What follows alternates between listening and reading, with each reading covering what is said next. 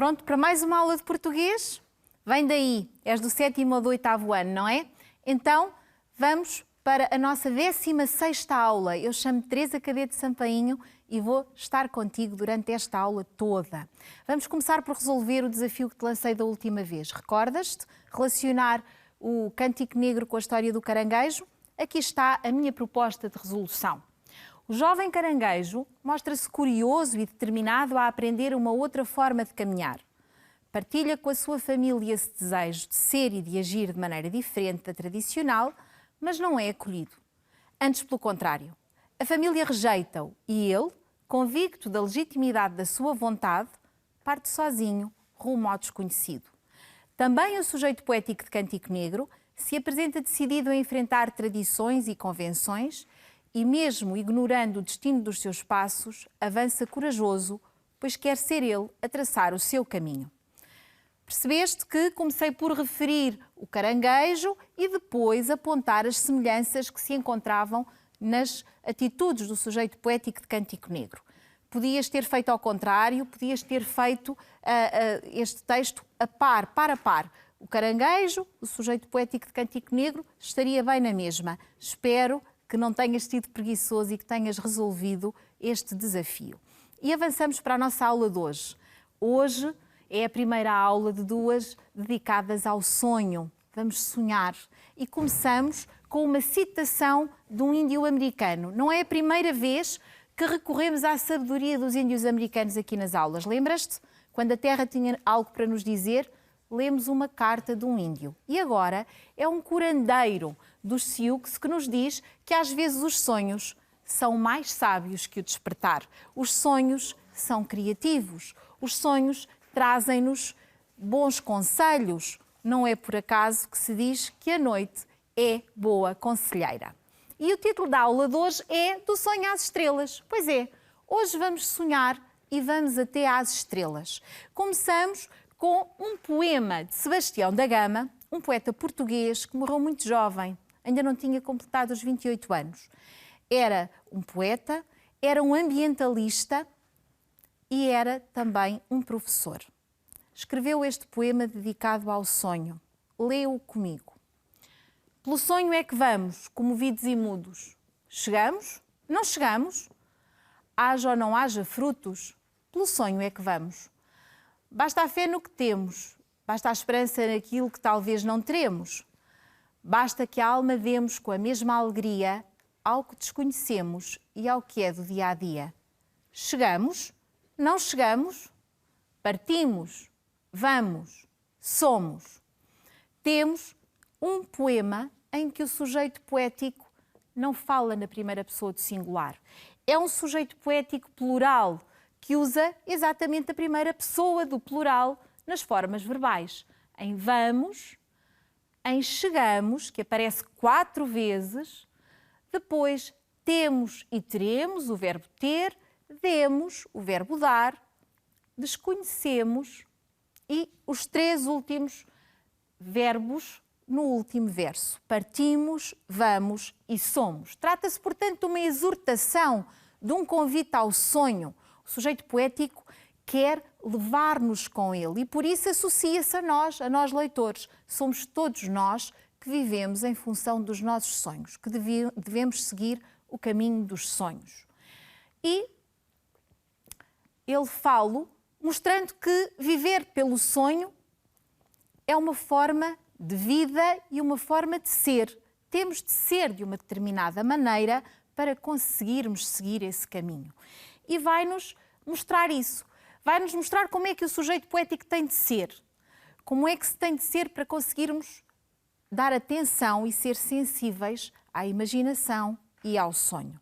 Começa logo ali no segundo verso, comovidos e mudos. São 2 adjetivos que nos mostram que o sujeito poético, aquele que vai pelo sonho, deve ser sensível e discreto. E este é o recurso expressivo da dupla adjetivação. Fácil de identificar. Depois, no terceiro verso, ele pergunta: chegamos? Não chegamos? Uma pergunta que nos deixa a pensar. Uma pergunta retórica, com uma antítese em simultâneo. E completa: haja ou não haja frutos. Significa isto que o importante é fazer o caminho. mesmo que nós tenhamos uma meta, chegar lá não é o mais importante. O importante é percorrer o caminho. Portanto, há um certo desinteresse pelos resultados finais, pela meta, e um interesse maior pelas metas intermédias, por aquilo que vamos conseguindo conquistar. Então, temos o desinteresse quanto aos resultados e a pergunta retórica e a antítese. Chegamos, não chegamos, haja ou não haja frutos. E depois, repara que a estrofe começa e acaba com o mesmo verso, não é? Pelo sonho é que vamos. É a determinação de seguir este caminho, o apelo a seguir este caminho. E passamos para a segunda estrofe. Já percebemos que o essencial é sonhar, mas para sonhar há condições essenciais. Então, o essencial para sonhar está nesta segunda estrofe. Basta a fé no que temos. A fé no que temos é a autoconfiança, é estarmos seguros de nós próprios, é sabermos que aquilo que temos há de chegar, é suficiente para nós fazermos o caminho. Portanto, confiar em si. Depois, a esperança naquilo que talvez não teremos. Ter esperança, ser positivo, ser otimista. E muito importante, e este talvez seja o mais difícil de conseguir, basta que a alma demos com a mesma alegria ao que desconhecemos e ao que é do dia-a-dia.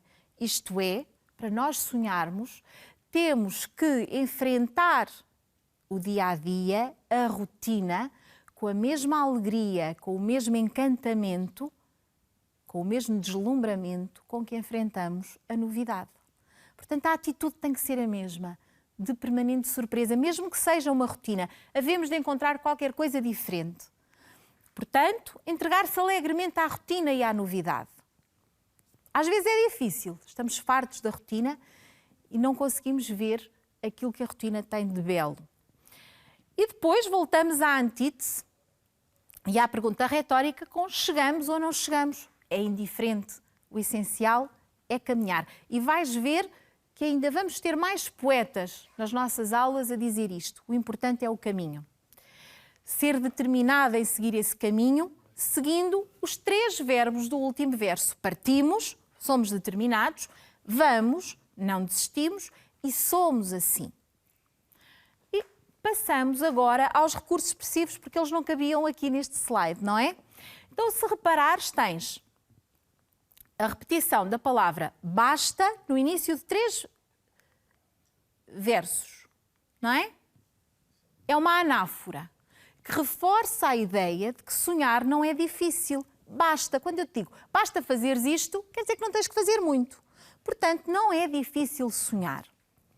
Depois, temos a antítese, o que desconhecemos e o que é do dia-a-dia, não é? A rotina e a novidade. E o importante é reconhecermos a mesma importância e reagirmos da mesma forma à rotina e à novidade. E, por fim, a pergunta retórica de que já tínhamos falado, chegamos, não chegamos, porque o caminho é o mais importante. É mais importante percorrer o caminho do que chegar, porque nós, quando percorremos um caminho, estamos sistematicamente a chegar a pontos intermédios. E isso é que é de realçar. É isso que nos deve importar e não devemos nunca desistir. E passamos agora à análise formal. Fácil de perceber, agora já temos o poema em letras mais pequenas para o vermos na sua totalidade e é fácil de perceber que temos ali 4 estrofes, embora as 2 últimas sejam muito pequeninas, não é? Então, a primeira tem 5 versos, é uma quintilha. A segunda tem 7, é uma sétima. E depois temos os 2 monósticos, 2 pequeninos versos, não é? 1 mais 1 separados. E continuamos. Continuamos com a rima. A rima é fácil de identificar também. Vamos, vai rimar com chegamos e com vamos novamente. Depois mudos com frutos e temos ali a rima cruzada. Não há dificuldade. A, B, A, B, A. Depois, na segunda estrofe, temos, com teremos e demos e desconhecemos.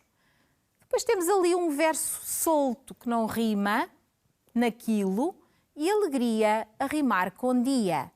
Então, neste caso, temos rima cruzada ali em C, não é? Mas o C também tem ali 2 versos seguidos, portanto emparelhada.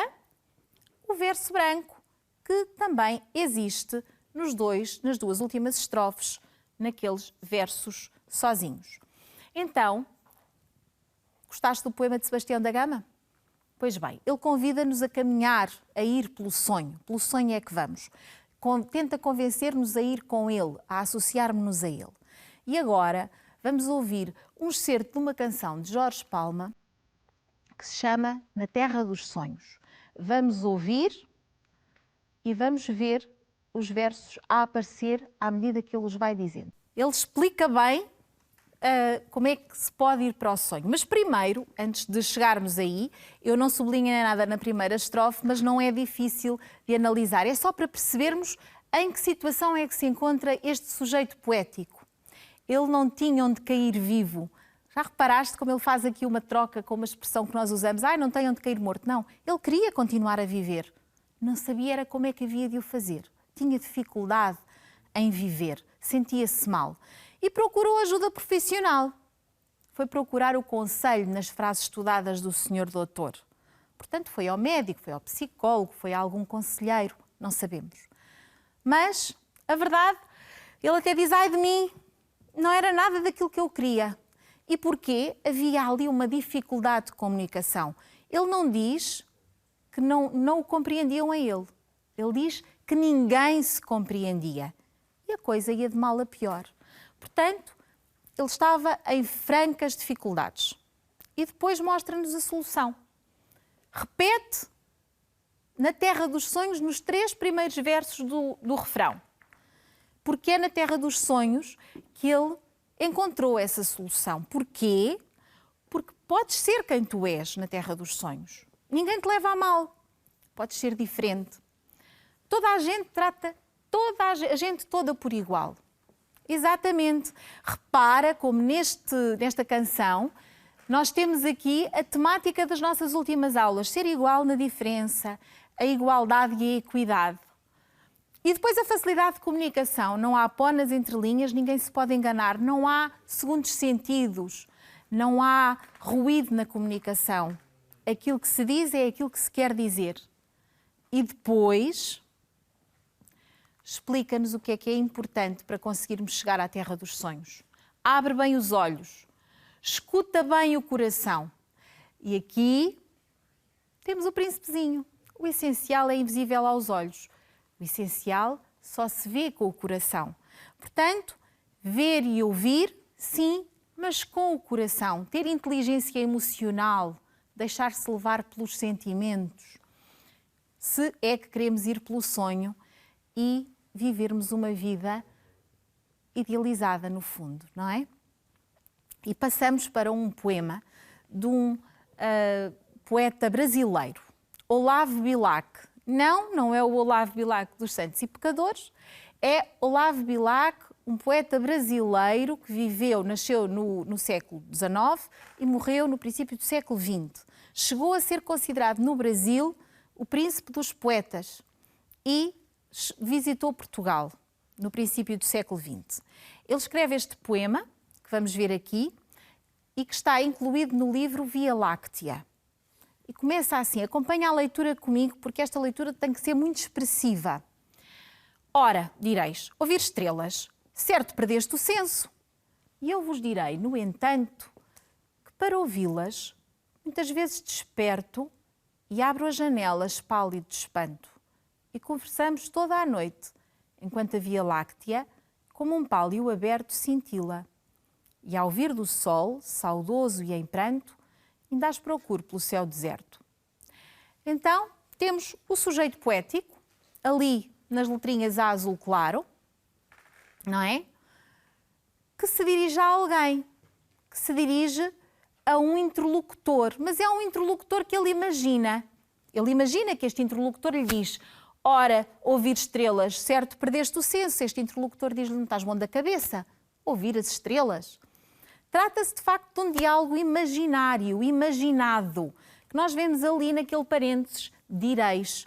Eventualmente, tu que me ouves, vais estranhar que eu diga que ouço estrelas. E ouço. Ouço-as e até desperto. Isto é, eu acordo do meu sono para sonhar acordado. E à noite surge ali associada ao sonho e ao espanto. Repara, ele acorda e abre a janela e dialoga com as estrelas. Conversa toda a noite com elas. A noite associada às ideias de sonho e de espanto, de encantamento, de deslumbramento. Em contrapartida, quando o sol nasce, ele imediatamente sente saudades das estrelas e sofre, ainda as procura no céu deserto, no céu que, iluminado pelo sol, já não mostra estrelas. E o dia surge associado aos sentimentos de saudade e de dor. E ainda nesta primeira parte do poema, ele compara a Via Láctea com um pálio aberto. É uma comparação. Sabes o que é um pálio? Um pálio é uma estrutura composta por um pano preso por 4 varas que normalmente protege aquilo que é mais importante numa procissão.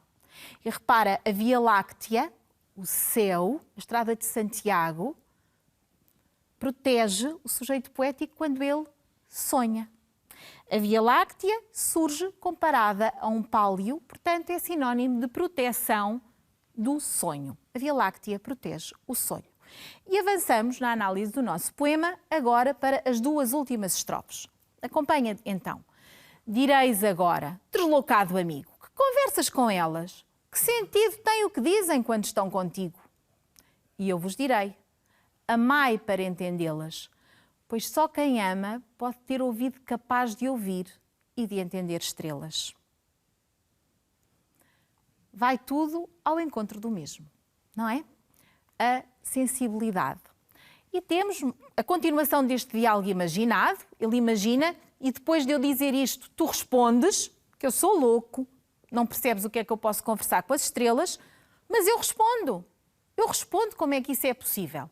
Então temos o interlocutor, insensível e incapaz de compreender o sonho, e temos o sujeito poético que nos diz que é preciso amar para sonhar. É preciso ter inteligência emocional. É preciso ser capaz de ouvir e de ver com o coração e não só com os olhos e com os ouvidos. Um belo poema também, muito adequado à nossa temática do sonho, não é? E às estrelas. E vamos avançar agora com a análise formal. É um poema constituído por 4 estrofes, 2 quadras e 2 tercetos.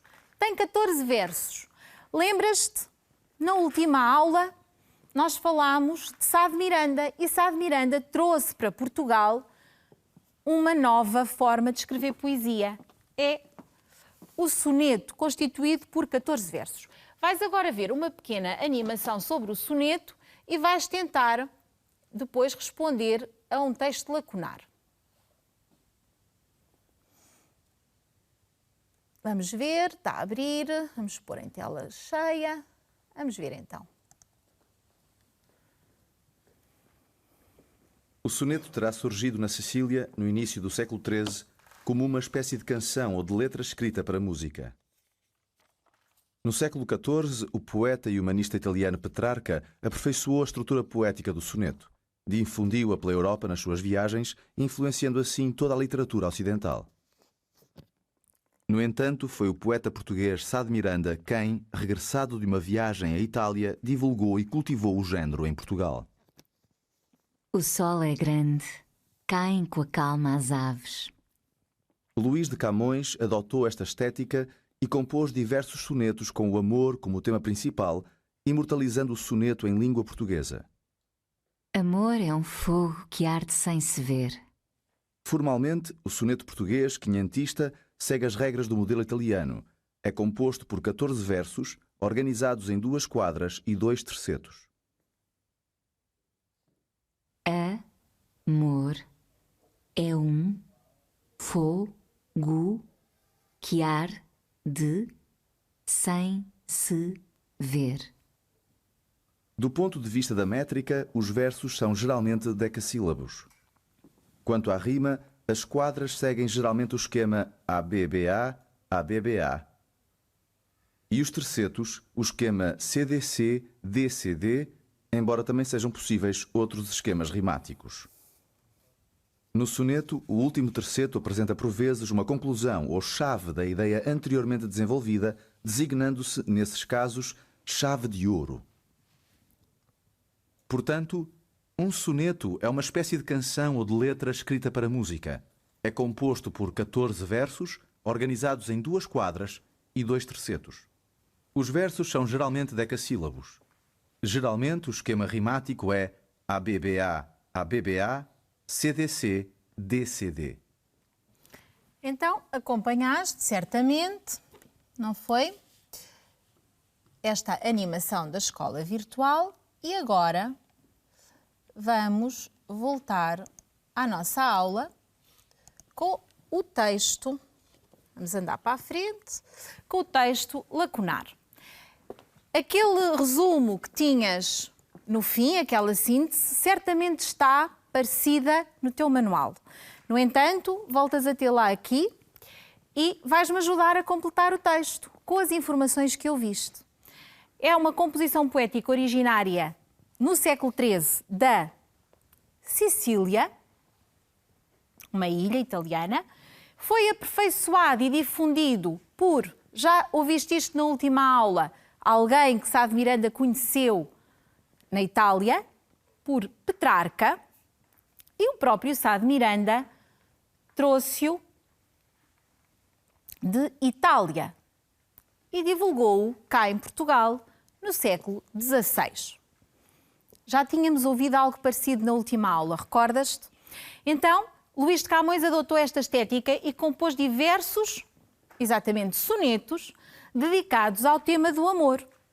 O soneto é constituído por, lembras-te, 14 versos, 2 quadras e 2 tercetos. E geralmente o soneto quinhentista tem verso decassilábico, isto é, com 10 sílabas métricas. Vamos verificar agora, no poema de Olavo Bilac, as características do soneto. No entanto, como eu te dizia no princípio, Olavo Bilac é um poeta do século XIX-XX e, portanto, tentou fazer as coisas à sua maneira, ir por um caminho um bocadinho diferente. Mantém a estrutura dos 14 versos, das 2 quadras e dos 2 tercetos, mas vai transgredir um bocadinho a regra do soneto quinhentista em termos de rima e em termos de métrica. Vamos ver. Então, em termos de métrica, vais acompanhar comigo, já estás habituado a fazer isto. Ora, di, rei, zo, vir, estrelas e depois ser, tu.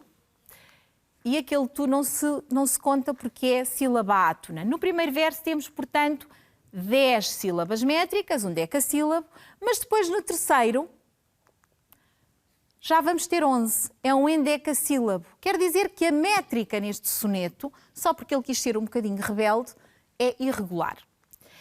E a rima, sendo regular, não obedece ao esquema original do soneto quinhentista. Repara, certo vai rimar com desperto e aberto com deserto. E depois, entanto, com espanto, enquanto e pranto. Rima cruzada. ABAB, BABA. E nos tercetos, vamos ter amigo com contigo e entendê-las com estrelas. Ali o D, o sentido e o ouvido também rimam entre os tercetos, mas a verdade é que estamos perante rima cruzada. E chegamos ao fim da análise do nosso poema.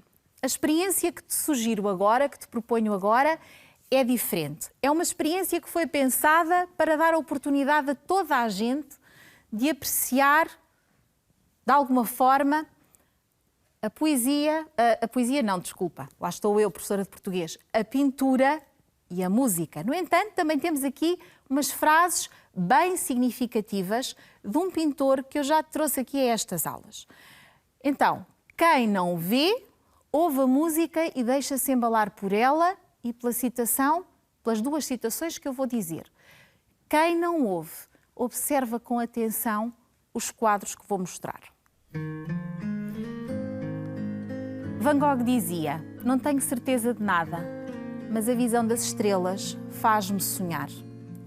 Portanto, ele não sabia se calhar também para onde ia, nem por onde ia, mas olhando para as estrelas, sonhava e tinha capacidade de se deixar inspirar por elas. Este quadro que te vou mostrar agora, que está exposto no Museu d'Orsay em Paris, chama-se Noite Estrelada sobre o Ródano.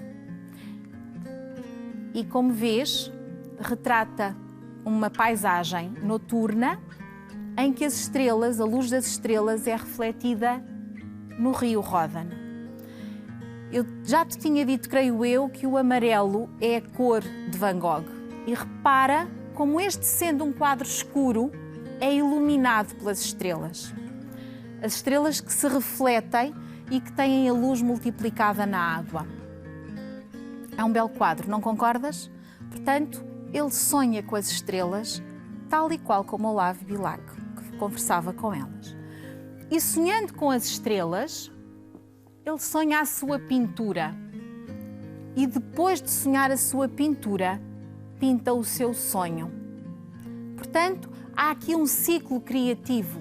A observação da paisagem, depois o sonhar, o deixar-se inspirar pela paisagem e reproduzi-la, no quadro que vimos antes, mas depois sonhar mesmo com aquilo que vai pintar a seguir, já longe da imagem da poesia, da imagem noturna que viu, da pintura que fez anteriormente. E vai pintar o seu sonho. Vai pintar o seu sonho. E este quadro, que vou mostrar-te agora, que está exposto no Museu de Arte Moderna em Nova Iorque, chama-se A Noite Estrelada. E este, creio eu, quero acreditar, que este, inspirado numa paisagem real, sim, já é fruto de um sonho. Já é o resultado de um sonho que ele teve a partir de uma experiência que teve anteriormente. Repara como voltamos a ter a presença do amarelo, mas todas as linhas, o traço é diferente. Há ali muito movimento que nós podemos facilmente associar ao sonho. E para terminar a observação do quadro, digo-te que esta música, que quem não vê e só está a ouvir, esta música foi dedicada a Vincent van Gogh, não é por acaso que ela aqui está. Tem uma letra, foi dedicada a Vincent van Gogh e aos quadros que ele fez, reproduzindo noites estreladas. Bonito, não é? E mais uma vez, conseguimos conciliar várias expressões artísticas. As citações de Van Gogh, os seus quadros e a música. E vamos partir para o nosso desafio. Costumas sonhar acordado? Pois bem, o que vais fazer desta vez, e eu não vou corrigir, tu é que vais corrigir isto daqui a muito tempo, é fazer uma lista dos teus desejos, dos teus sonhos agora. Pões essa lista numa caixinha com objetos que marquem o nosso tempo, o tempo em que vivemos agora, e daqui a 15 anos abres a caixa, vai ser a tua cápsula do tempo. Uma aula recheada de sonhos, fomos do sonho até às estrelas, lemos e explorámos temática e formalmente 2 poemas, O Sonho de Sebastião da Gama e O Soneto de Olavo Bilac, ouvimos um excerto da canção Na Terra dos Sonhos e tivemos tempo para ouvir e admirar 2 quadros de Van Gogh. Espero que tenhas gostado desta aula tanto como eu. A música acompanhou-nos até ao fim. Até à próxima. Fica bem.